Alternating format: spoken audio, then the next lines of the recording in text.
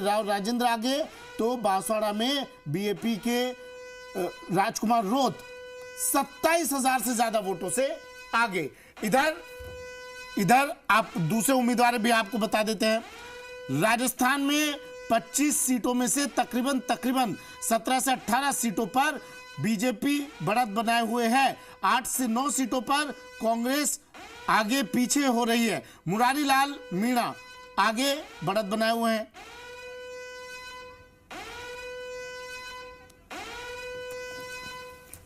हमारे वरिष्ठ सहयोगी शशि मोहन शर्मा जयपुर स्टूडियो से कनेक्ट हो रहे हैं। बिना किसी देरी के रुक करेंगे शशि, जो एक्सपेक्टेशन थी बीजेपी को वैसा कुछ शुरुआती रुझानों में नजर नहीं आ रहा है। किस प्रकार से देखें इस घटते बढ़ते ग्राफ को?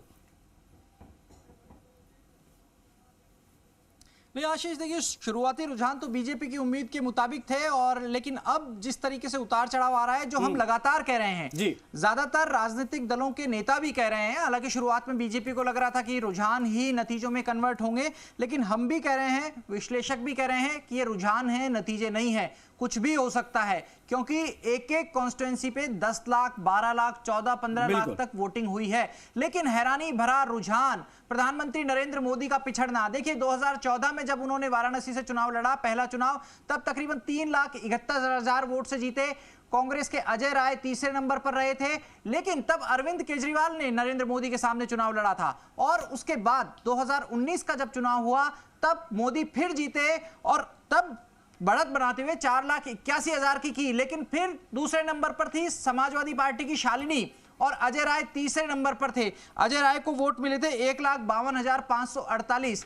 लेकिन इस बार ना समाजवादी पार्टी है सामने, ना अरविंद केजरीवाल है। अजय राय इंडी गठबंधन के प्रत्याशी हैं और नरेंद्र मोदी से मुकाबला कर रहे हैं। हालांकि ये शुरुआती रुझान है, लेकिन प्रधानमंत्री का किसी सीट से वोटिंग में, रुझानों में पिछड़ना भी अपने आप में बड़ी खबर थी।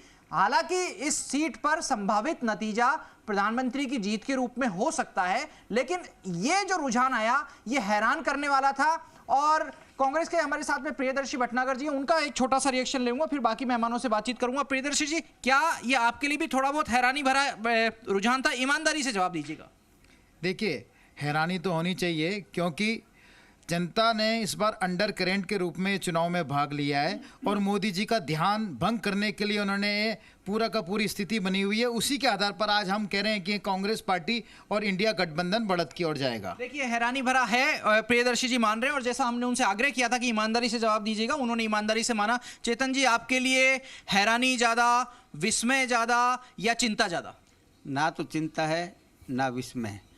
हर एक लोकसभा क्षेत्र के अंदर 7-8 विधानसभा होती है, कुछ पॉकेट्स होते हैं, उन पॉकेट्स में कई बार प्लस माइनस चलता रहता है। तो साल 2014 में ये क्यों नहीं हुआ? साल 2019 में क्यों नहीं हुआ? बताता हूँ। 2014 और 2019 में, जैसा स्वयं आपने खुद ने बताया, केजरीवाल जी का प्रकरण बताया, समाजवादी पार्टी कांग्रेस का अलग होने का बताया, लेकिन मैं एक बात निश्चित रूप से कहता हूँ, प्रधानमंत्री जी इस देश के अंदर 2023 लोकसभा चुनाव रिकॉर्ड मतों से जीतेंगे। 2024 का चाहेंगे, 2024 का चुनाव रिकॉर्ड मतों से जीतेंगे और एक रिकॉर्ड कायम करेंगे। भारत देश में सबसे बड़ी जीत प्रधानमंत्री की होगी या दूसरी कहीं से आएगी? बिल्कुल, हमें पूरी उम्मीद है। प्रधानमंत्री जी रिकॉर्ड मतों से वहां से वाराणसी से जीत रहे हैं, इसमें कहीं कुछ उम्मीद है इनको प्रधानमंत्री के जीतने की। राजेंद्र जी हमारे साथ में। राजेंद्र जी, किस रूप में देखा जाए इस रुझान को?